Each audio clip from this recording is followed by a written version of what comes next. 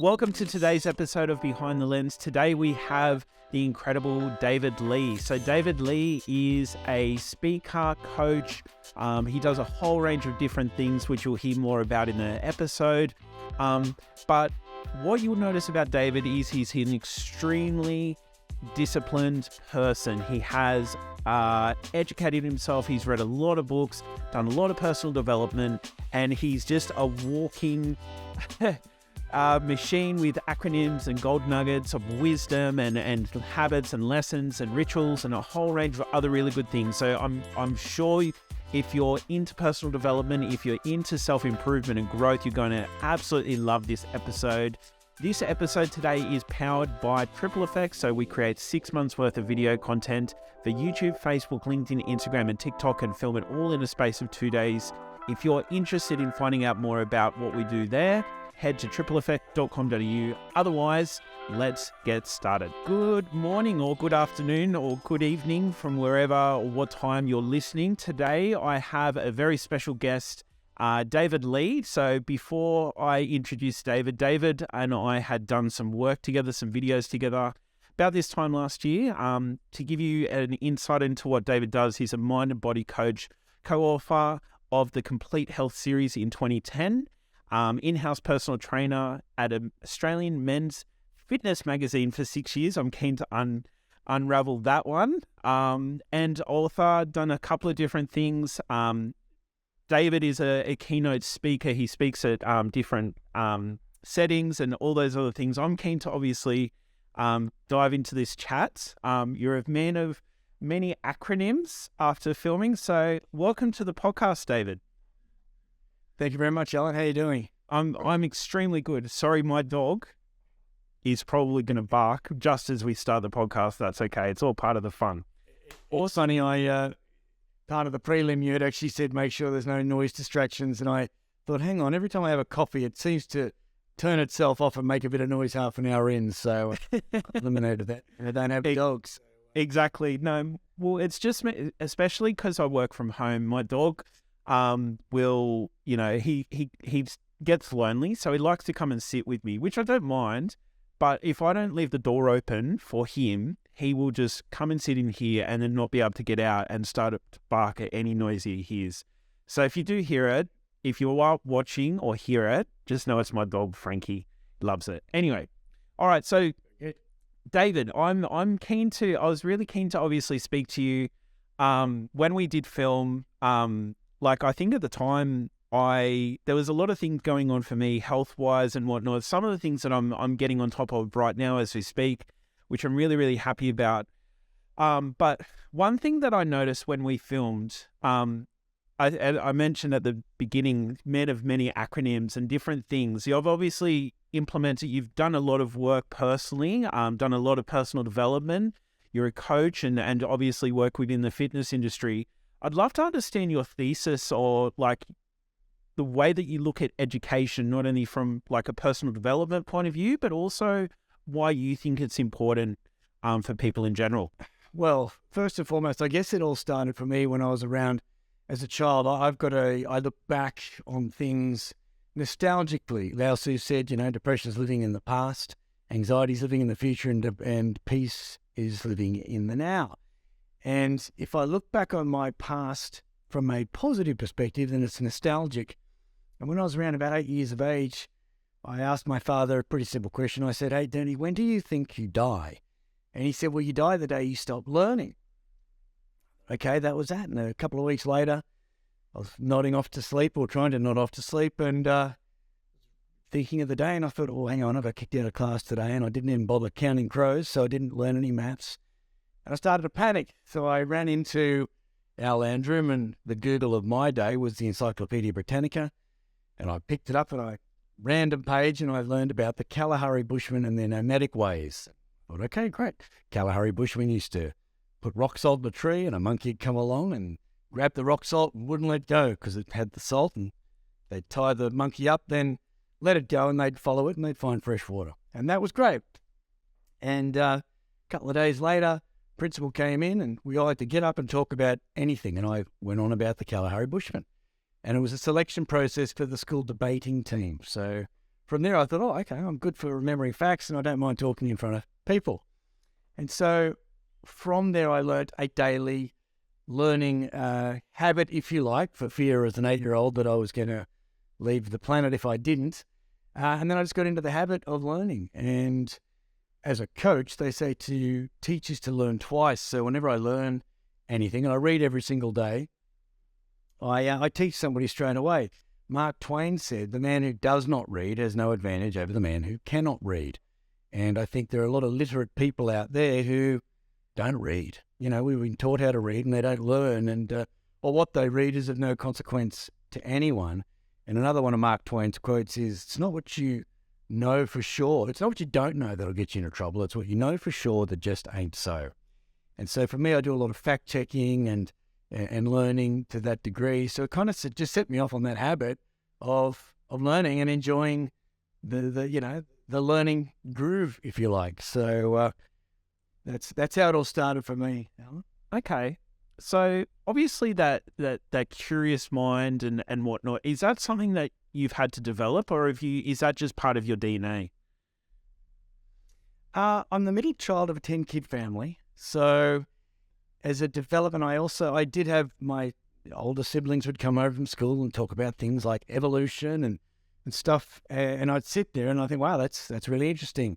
So I was being taught by them as they were telling their stories, and then I'd be teaching my younger siblings. But it's just, I just have a curiosity in life.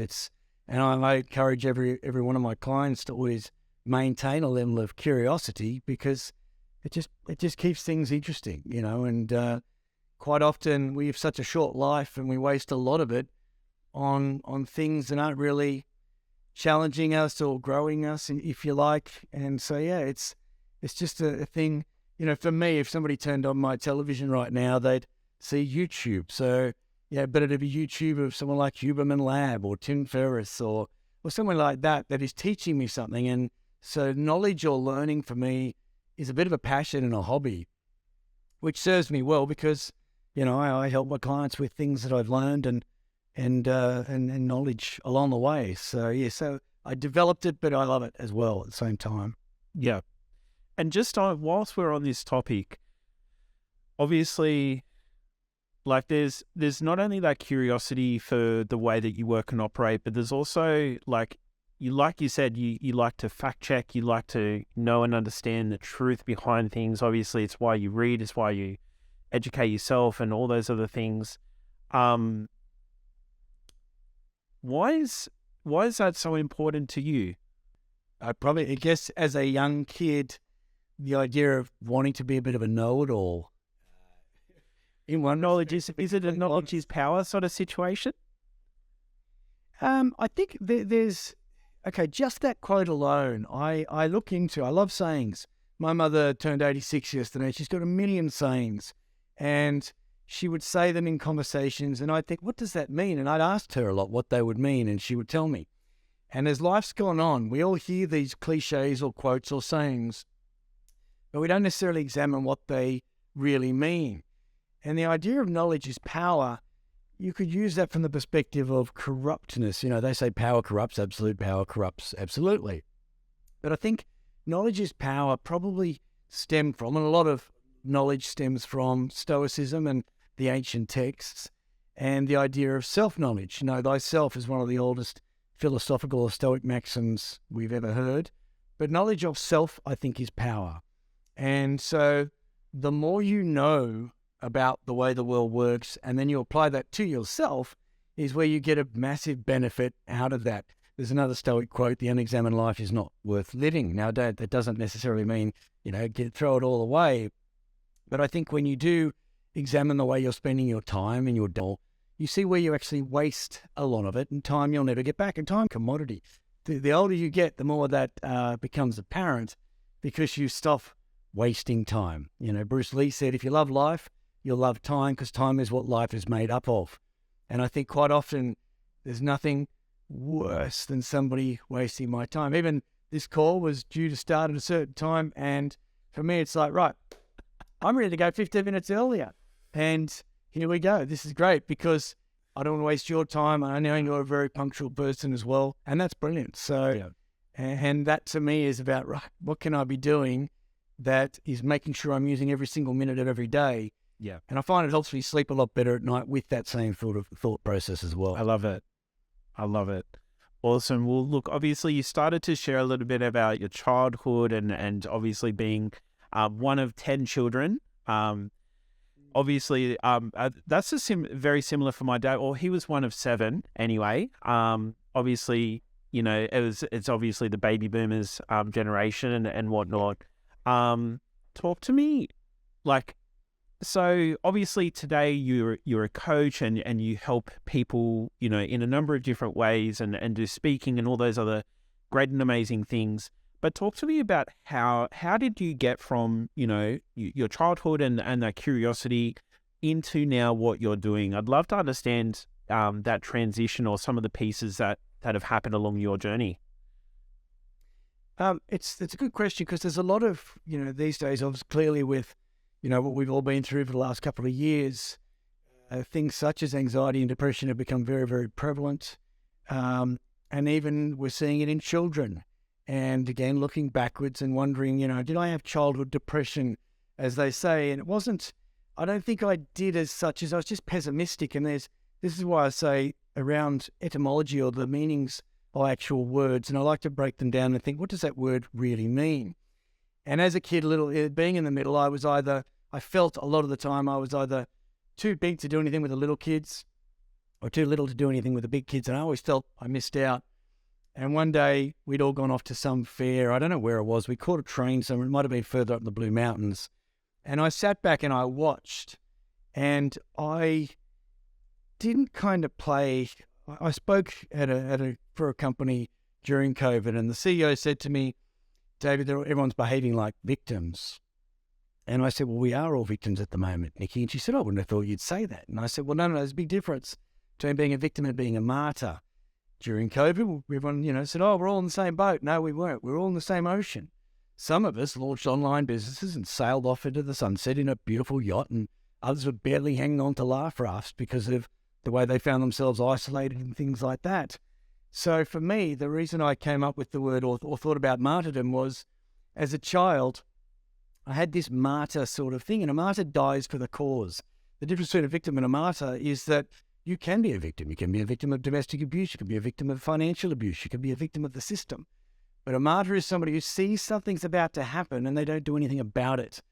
And on this particular day, I said to my mother, hey, Mum, I watched this brother got to go on whack-a-mole and that brother went on the dodgems and that sister did the laughing clown's head with the ping pongs. And I waited. And it was just as the fair was about to close. And I said to my mother, I didn't get to go on anything all day. I never get to go on anything. And my mother said, well, here you go, sad sack. And she gave me 2 cents. I'm aging myself. She gave me a 2-cent piece and she said, why don't you go and throw that in the wishing well and wish you're in a better family? And I walked out to the wishing well. And my first thought was, maybe I should pocket it. The second was, hang on, I don't know what family I'm going to get into. And as I flipped it, the wish I said was, I just wish I wasn't so sad all the time. And as I came back to my mother, she said, now don't tell me what you wish for. And she held my hand and she gave me a hug. And it was the first genuine warm hug I felt that I got off my mother at this 10 years of age. Then as I walked off, this lady smiled at me and I thought, wow, it's coming true already. We sat on a train and these 2 big scary men were there and my mother handed me some sandwiches and one of the men said, you hungry, big fella? And everyone started laughing. And at a rate of knots, this happiness thing, or me not being sad, was happening. Now the saying goes, when you change the way you look at things, the things you look at change. Shakespeare said nothing's either good or bad, but thinking makes it so. And because I think at that age I had changed my perspective or my belief around the idea that now I wasn't going to be sad any longer, I looked at everything as being happy and my wish coming true.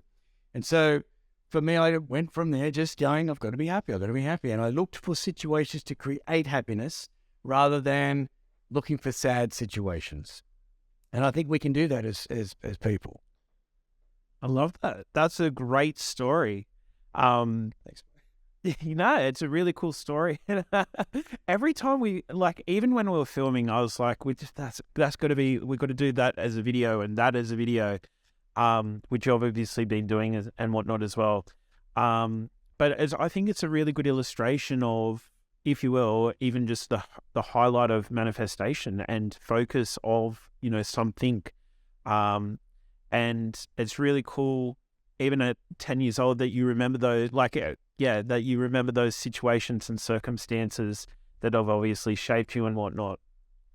Do you want to, look, obviously, I gave you a little intro at the beginning, and I know there's a few different things that you do business-wise, but do you want to just give us a little intro as to what you're focusing on business-wise at the moment? Well, I'm waiting. I wrote a book. I wrote a book during the course of, or just after COVID, and it's around work-life balance. And what I found through COVID, I started as a coach about 20 years ago, and then I got into personal training around 10 years into my coaching career because I recognized most people's mental blocks were physical. Physiology is psychology. How you feel is how you think. And vice versa, you can think yourself well or you can think yourself sick. And through the course of working with people, and it wasn't during COVID, everything shut down, and the work I was doing with businesses, because I did a lot of in-house executive coaching.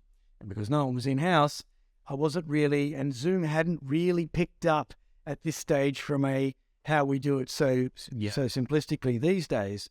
And I had gone to Harvey Norman, and this young lady said to me, "What do you do?" And I said, "I'm a coach." And she said, "Wow, you'd have your work cut out for you at the moment, wouldn't you?" And I said, "Not really, actually." And she said, "I thought people would be crying out for help during COVID."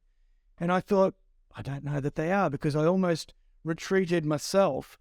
And then later on in that day, I went to the bottle shop, as most people did, day drink. I worked with an online wine company during COVID, and they hit their 5-year revenue target within the first 6 months. I'd like to think I had something to do with it, but it was zero. But people started day drinking, and people started normalizing drinking. And at first you couldn't buy more than 2, and then you could buy 2 cases of wine and they'd be on your doorstep tomorrow if you wanted. But on this day, I'd walked into the bottle shop, and the owner of the bottle shop knew that I used to run personal training out of my driveway, and I had a garage gym. And he said, "Gee, you'd have your work cut out for you at the moment, wouldn't you?" And I said, "No, they've actually shut the gyms down, so can't really train anyone." He said, No, I heard you could do one-on-one personal training outdoors." And I said, "Oh, I didn't do that. I don't listen to the news." It's another story. It's a bit of a side time-saving device, is to not read or listen to the news, and that way I don't have bad news coming my way, or wasted time, if you like, bad energy. And I said, "No." And he said, "You should do that. You should offer your services for half price as a bit of a service to the community." And I said, "Okay." So I did. I actually sent out an email or a Facebook post saying I was going to do half price personal training, blah, blah, blah. And I did. And I had my work cut out for me and got into the coaching again. And some of my clients got me into their organizations. And so it all worked very, very well. But what I noticed was it was the movement. It was through training people that when they got there and they'd start telling me how tough things were, and by the end they'd be skipping off down the driveway, high-fiving the next person who came in, but not touching because it was COVID. But, that's where a lot of my, the word was pivot, and everyone hates it, but we had to pivot. I started doing Zooms online, and so then I started talking about overcoming adversity and how to handle this sort of thing and being resilient via Zoom. And I thought, hang on, I'm talking to organizations of 100, in some cases 500 people at a time. My biggest client's BMW, and my second biggest client's NAB. And I was doing national presentations, and it would be to the Auckland office, and this was phenomenal. I thought, hang on a second, I can help this many people, because prior to that, I just did one-on-one coaching in one big go. And then I thought, what's a better way to do that? I could write a book. And so I did. I wrote a book around work-life balance, which is due to be released in a couple of months. It's called The 8 E's of Equilibrium. And each of those E's are how you spend each of your 8 hours of leisure time. And by that, sleeping 8 hours is non-negotiable unless you've got a child under the age of 3. And when you work, you should really only work the 8 hours you owe your employer, if you work all the time you work. And, we love what we do. Alan, you probably work 12 to 16 hours a day in your business. But, they say everything before the but is BS. For mine, I have to make sure that I just limit it to 8 hours. Otherwise, it's no different. You do get burnout. You do get detachment. You do get, just disassociations. So, No, absolutely. Sorry, I thought you were wrapping me up then, because I do have the ability to just talk and talk. No, not at all. Not at all. And just on the last point about work-life balance, I'm the same. Look, I'm actually at a point, just talking about work-life balance, I'm at a point now where I actually don't work as many hours as people probably think. Like I do, like my brain, my brain struggles to switch off. And I like sometimes you could probably technically call it work with like when I'm on social media and I'm looking at things and responding to people and things like that. But typically, I'm very fortunate and I agree with you. I actually typically work within the school hours. So Jess and I, my wife, we take our kids to school in the morning. And then typically like we'll, have a coffee or whatever the case is. Even sometimes, not every day, but sometimes we'll drive down to the beach and talk. She's obviously my business partner, and then we'll come home and then like explore our day and look at what we've got on for the day and everything else, and then typically go in and work. And most of the time, I will typically work through till about 4 p.m. or somewhere around that line. Every now and then, I will get up early. And whatnot, but definitely like that wasn't the case to begin with. I definitely had to like make sure I was getting, like at some stages I was getting up at 4 o'clock in the morning, knocking out 3 to 4 hours of work and then starting my day with calls and other things. But now that we've got a team and everything else, it's a little bit more planned and there's a little bit more space. And just to share, like to reiterate on what you're saying, regardless of how many hours and things like that, you always need to have that balance of not only what you love and enjoy and obviously is generating you income and financially setting you up, but also making sure that you're giving yourself time to rest and looking at the opposite. And this is where I'd love to segue into a question is obviously everyone talks about, business and success and all these other great things, but especially being in the health industry health and obviously talking about those things, rest is super crucial and would love to get your thoughts on just that topic in general. Hello, amazing human. This is just a quick, brief message to remind you to share the love. And what do I mean by sharing the love? What I mean is if you know someone who might get value from this episode or from this interview, make sure you share this episode with them. Also, if you are enjoying this interview and may enjoy other interviews like it, make sure you hit the subscribe button or follow button on whichever platform you're listening or watching on. And lastly, if you're really enjoying this episode, if you really want to share the love, make sure you leave a rating. A positive rating with lots of love is much appreciated. Otherwise, let's get back to the show. I think, I talk to people about morning routines and evening rituals. And the unexamined life or self-awareness is pretty much looking at how you spend your time. And I believe it takes as much discipline to go to bed early as it does to get up early. And so I ask people to do a bit of an inventory on where you spend your time. And one of the greatest things I encourage people to do is to journal. Plato said, thinking is the soul talking with itself. And, sometimes they say a problem shared is a problem halved, depending on who you tell it to. Sometimes it could be a problem shared. But when you are journaling, you're sharing your problems with yourself and you're being able to articulate your thoughts a lot better. And then if you go into meditation, of course, that's even better because you've dumped your mind and then you've opened your mind. But the idea of an evening ritual is where you're winding yourself down, and it should be the antithesis or the complete opposite of your morning routine. So my morning routine is designed to charge me up. So first thing is cold shower, espresso, journaling, meditating, and then I'll read and then I'll exercise. I start my day, I take boot camp on Manly Beach. So I'll be training clients there and then I get back. And so my 8 hours have to add up because I'll have the morning to myself. And then in the afternoon, I start coaching. And of an evening, I've got clients all around the world. But of an evening, I need to be in bed by about 8:30. Now, as far as 8 hours sleep go, it's about being in bed and ready to sleep. And so I'm winding it down.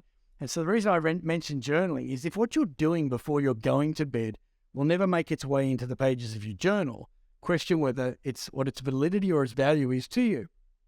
If you have mobile phones in the bedroom, at least stand up. You can buy a $14 LED clock off Amazon that sets the alarm if you really need to know what the time is. But bringing the phone into the bedroom and then flicking, and the next thing you know, it's whatever it is, and you don't get your 8 hours sleep. And that's where people become, overthinking because they're not sleeping. And, there are a lot of things I do. Like I set a 3 o'clock alarm every day, and that's to wake up just at 3 p.m. in the afternoon, rather.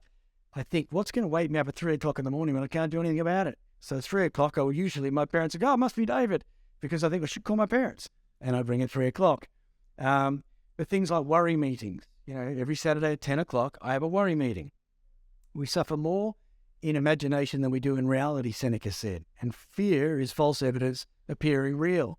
So if I have a worry meeting with myself every Saturday at 10 a.m., anytime something's worrying me, I write it on the list. And then when Saturday morning 10 o'clock comes along, I go, righto, cross off every single thing I can't do anything about. It's out of my control. And a lot of the things on that list just don't bother me anymore. But the things we worry about that take up so much of our time really never, ever, ever happen. And so that's a good way for me to be able to get to sleep at night time. And I always think of 3 things I'm really grateful for. Not just 3 things, the weather was nice. It's like, what do I really appreciate about today? They say, if you think of what you have, what you lack disappears. If you think of what you lack, what you have disappears. And ruminating at night over all your worries, it's thinking of what you don't have. When you sit and think, wow, I had this and I have that, and I have this world of abundance, it's like, you wake up, it's and you sleep like a log, So it's having that whole planning process and being aware of it that just really questions, the challenges of life is what makes life interesting. Overcoming them is what makes life meaningful. So we're always going to have challenges. Joshua J. Marine said that. We're always going to have these challenges, and that's it. It would be a pretty boring life if everything was so certain and expected, and, and that's why I think, what was the lesson there? I look back on my childhood. I say the whys are the windows to your goals. And I don't look, it might be, I say to my clients, why do you want that? And what will it give you? But I say, okay, look back on the adversity you've had. Why did it happen? What was the lesson you got out of it? And if you keep, making the same mistakes, tripping over yourself, what are you not doing that you should be doing? When are you going to wake up and get this lesson? Because the universe will tell you one day, and it'll be the last lesson that you get. Every time we talk, honestly, there's like 15 different little gold nuggets that you just boop, boop, boop, boop. I love it. So, but yeah, just absorbing everything that you're sort of sharing. And I love the worry meeting. So I'd love to, just on that, in a worry meeting where do you want to explain that process anyway for us? So you literally, that's all you do. You sit there and you say, okay, what do I have to worry about? Now you save yourself. It's like anything. I've worked in companies where they go, hey, can we do this? We'll talk about it in the Friday morning WIP, the work in progress meeting. And so it goes on the list to come to the meeting. So it might be, I'm worried about the cost of living. Well, don't. Put it on the list. Cost of living worries. Now, when you get to Saturday and you look at that, you go, well, I can't affect the cost of living, maybe how much I spend. So what am I going to do about that? And look at things like how many of the time, ding, PayPal, ding, buy monthly subscriptions. You might get a program, $12 a month or $100 a year. Well, that's cheaper to do yearly. Use it for 3 weeks. Then a year later, boom, $100, didn't even use it. Monthly subscriptions remind you, I worked on Men's Fitness Magazine, and as a monthly subscription, you get fit with the new issue for 2 weeks, and you might only get 2 weeks off track, but then you get the next new issue, so you get into it again. So that, because it came in each month, is why you got the value for it. So that might be it. Let's check on how I'm spending my money. If it might be the government, well, I can't change the government. Cross it off. The lady across the road who keeps complaining about me putting rubbish in her bin. I can either stop it or stop worrying about the lady across the road. So you cross off the things you can do nothing about and you get to work. People dwell on things. I say you either dwell on it or deal with it. If you're not going to deal with it, then don't dwell on it. If you're not going to dwell on it, deal with it. And I think that's this life rewards action. I have a kinetic watch. It stops if I don't use it. And every time I see it and it's the wrong time, I think, hang on, I haven't worn this for a while. I bought it for the sole purpose of reminding myself that I've got to keep moving. I've got to be active. Got to be doing things that are beneficial, not detrimental, and are the best use. There's a question I have running through my head. all day long. Is this the best use of my time right now? Is it moving me towards or away from my goals? And is what I'm about to do going to give me peace of mind? And if they're not hell yes or hell no's, then it's change the channel. So we'll get on with something. Okay. All right. And that's actually going to segue into my next question is, I guess, your focus. So you've obviously got some really quality questions that you ask yourself consistently and regularly. How do you and obviously, through this interview so far, you've sprinkled some comments about I don't watch the news because I don't know whether it takes your focus away from what you need to be focusing on and those sorts of things. But I'd love to understand, as someone who's so disciplined and someone who you've obviously very well educated, where do you put your focus on a daily, weekly, or even how do you look at your goals in general? I set my goals around what I call the 8 masks of mastery. So it's mental, physical, spiritual, social, financial, family, business, and romance. And by giving myself a score out of 10 in each of those areas, where 7's not an option, because everyone takes 7. And I ask my clients the same questions I ask of myself. And so, their answers quite often influence my answers, like thinking, am I doing that? That's a really good idea. Or that's really bad. Am I doing the same thing? But if I say, okay, from a mental perspective, how do I feel out of 10, where 7's not an option? At the moment, I'm feeling a bit dumb. I didn't know about this, right? Somebody mentioned the word, heuristics the other day. What does that mean? So I'll look it up in the dictionary and I'll think about it and how it applies to my life. Physical, the scales every morning, part of my routine, I get on the scales. That's a pretty good barometer. If it's measurable, it's manageable, of whether I need to put out more or take less in. I talk about mnemonics. Leaner is one of my mnemonics. Less eating and normalized exercise routines. And that's it. If you want to get leaner, think of less eating and normalizing exercise routines. So I set goals around those. And in my journaling of a morning, I have a palm card off to the right. And I think, okay, what can I do from a mental, physical, spiritual, social, financial, family, business, and romance perspective that gives me an awareness and a growth mindset around those areas that are moving me towards or away from my goals or are giving me peace of mind. My highest priority is peace of mind. And so I think, will this give me peace of mind? And if it doesn't, I don't. And so, but I also have my goals. You've heard of Pavlov's dogs. Ring the bell, the dogs would come and he would feed them. And he'd ring the bell and the dogs would come and he didn't feed them, but they'd still salivate. And so I say, your goals have to be Pavlovian. So the P is they have to be portable. The A is they have to be actionable, things that are honestly achievable to do. The V is they have to be verifiable. Is this, yes, can I do that? Yes. The L is learnable. Am I learning from this? What did I learn?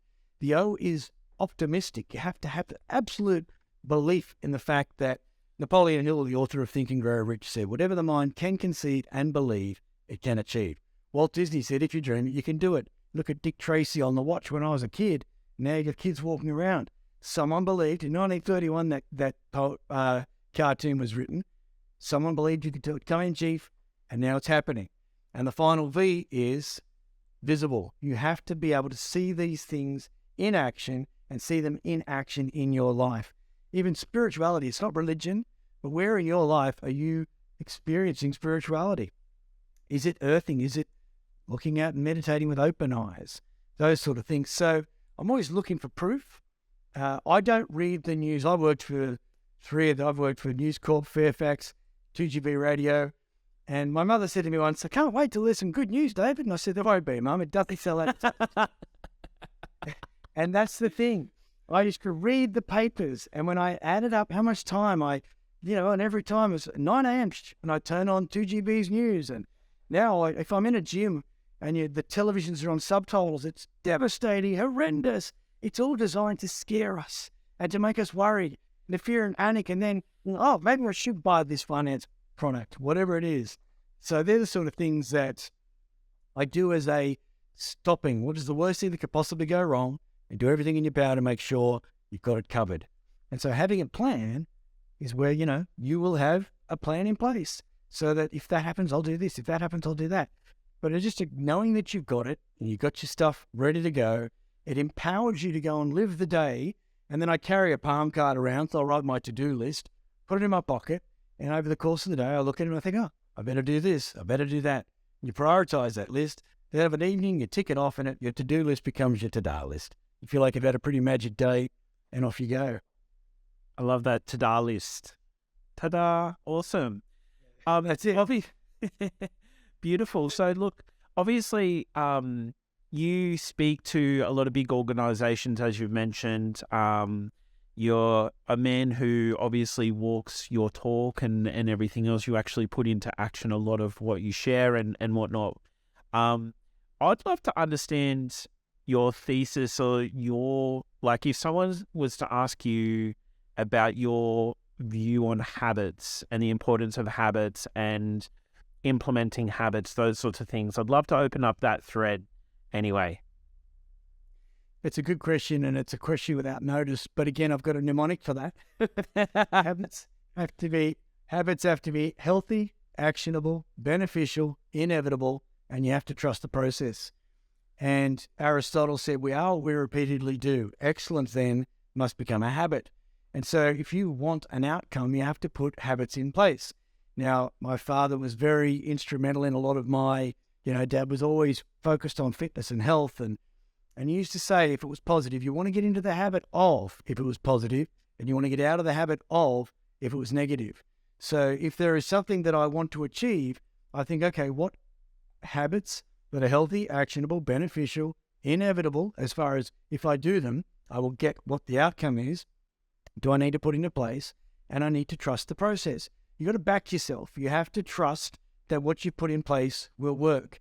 And there are so many stories that we've read or heard of people who give up just before they're about to hit gold, literally.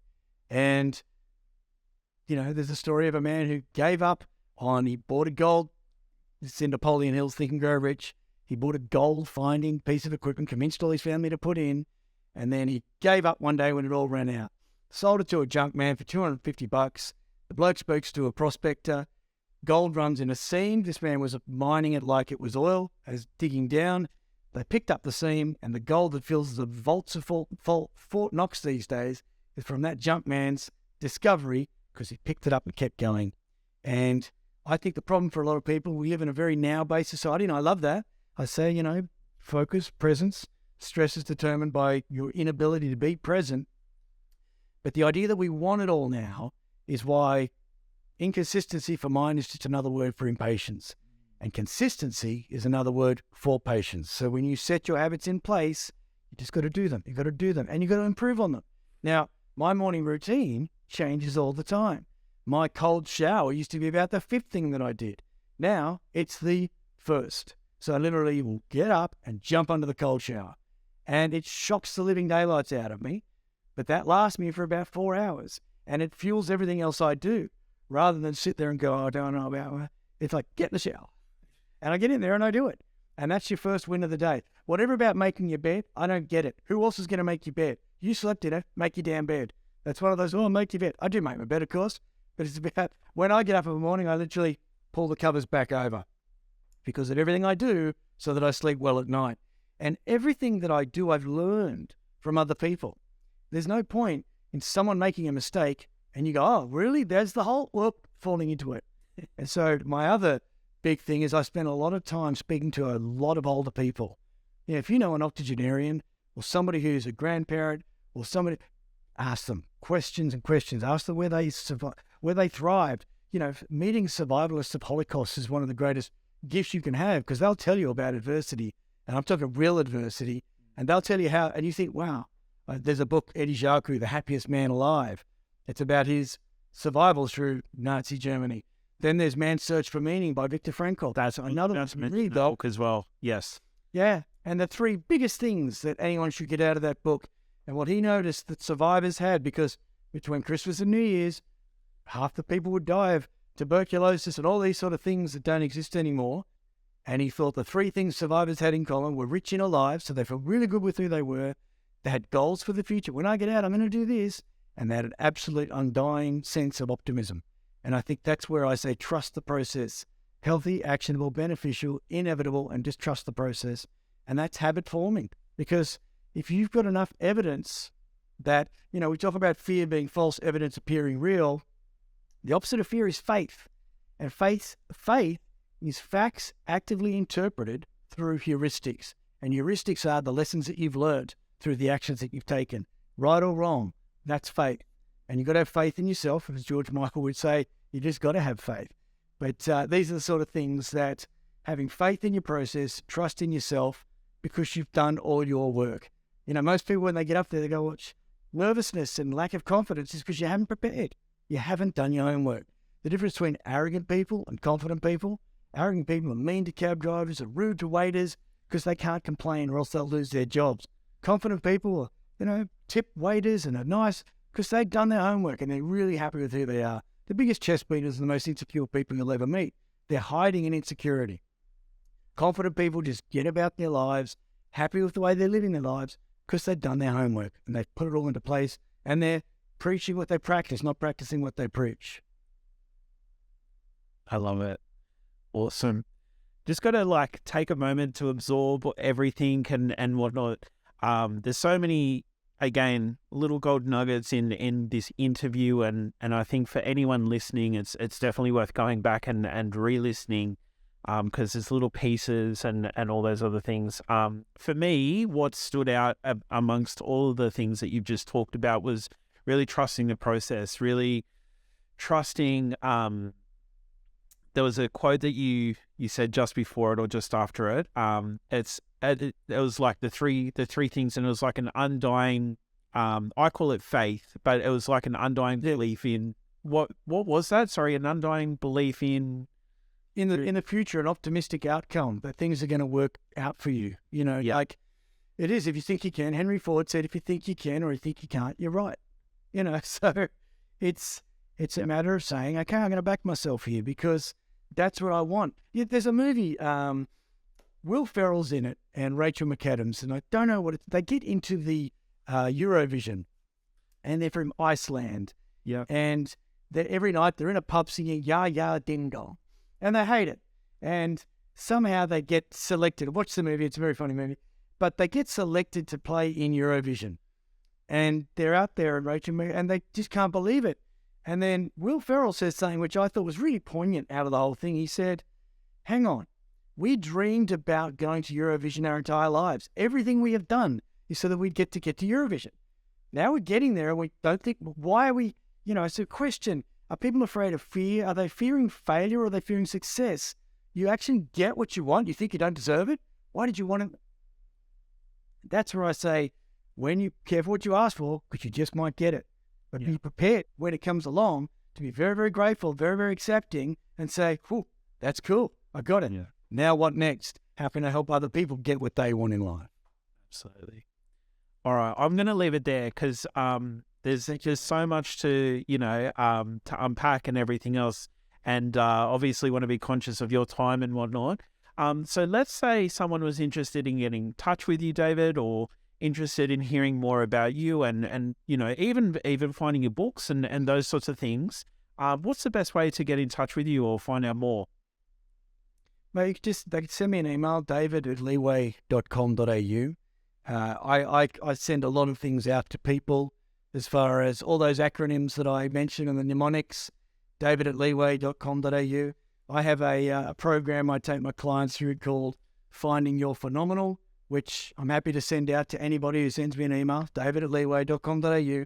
I will send you that template, and it literally structures through a purpose and a dream mnemonic, and purpose is planning, understanding, research, preparation, optimism, solutions, and the end time. And dream is desire, reality, end time, action steps, and making it happen. But putting it all out on paper, that gives you that Pavlovian experience of goal setting. And so, my website is just leeway.com.au. And I'll be selling the book off that, of course, when it comes out. But Alan, I have to give you a big wrap and from a gratitude perspective, what I was doing prior to meeting you was just doing what I do. If I met somebody and then they said, oh, my brother might be able to use your services, and I was just doing things, and all of my business, my entire life has just come from referrals and I might talk to someone at BMW and then they say, listen, can you come in? And the CEO even asked me to give him a big talk on fasting personally. And I was like, great, so I did the research. But I was lying there one day and I saw your ad come up for filming the 6 months of content and being able to do the things that I didn't know how to do. I'm great with books, and that's about where it ends from a technology perspective. I don't read things online as much. And so I thought, this bloke's going to solve a lot of my problems. And you did. You filmed 2 months, 6 months of content. You posted it on YouTube. I'd never posted anything on YouTube. You put things on TikTok, Instagram, stuff that I'd never done that actually put me into it actually gave me an idea of how I could communicate my message en masse without actually, and I was able to help a lot more people. And from that was the impetus to me writing the book, because of the people who were asking me questions. And I thought, I'm going to write a book around this because my 8 E's of equilibrium are going to help all those people. And so thank you to you, because that's what gave me even more structure. I talk about a structured life, but I didn't have any structure in how I was doing what I do from a business perspective. And so same thing though, I love doing one-on-one coaching, and I do 15-minute speed stating. So you got 15 minutes to state your intentions, and I'll say, this is what you're doing wrong. Try that. And they're just little tweaks, because as I say to people, there's 2 things I do. I help people get out of their own way or close the gap between great and phenomenal. And people are great, but they could be phenomenal. And that's what I help them find. Yeah, absolutely. No, well, thank you for the very kind words. It was an absolute pleasure to work with you. And obviously, hopefully we can do some more work in the future. But what I really noticed just from our side, looking at, the time that we did spend together and working and doing videos, is not only exactly like you sort of said, implementing a structure. And I can see that you're doing, I can now see that you really have an idea of what to do now that we've built some momentum for you, but also knowing, having that structured approach and finding your voice and just obviously sometimes, like you already know, it's sometimes a little bit of momentum to just get you started, just get the engine running and moving, so that you can go out and spread your wings as well. So good on you. That's it. People say carpe diem, but that's seize the day. You got all day to seize the day. Carpe punctum. It's seize the moment. And I think if you go little by little, a little becomes a lot. Do it now. Do it now. Do it. Absolutely. We don't have forever. So get on with it. Absolutely. All right, well, let's finish it there. It's been an absolute pleasure to talk with you today and share 1,000,001 different gold nuggets. Feel free to go back and listen to, I've written down a whole bunch of notes and whatnot. But yeah, thank you so much for your time today, David. Hope everyone enjoyed today's episode, and see you on the next one. Good man. Thanks, Alan. Cheers, mate. That is the end of today's podcast. If you've enjoyed this episode, as I mentioned before, make sure you share the love, share it with a friend, family member, or otherwise.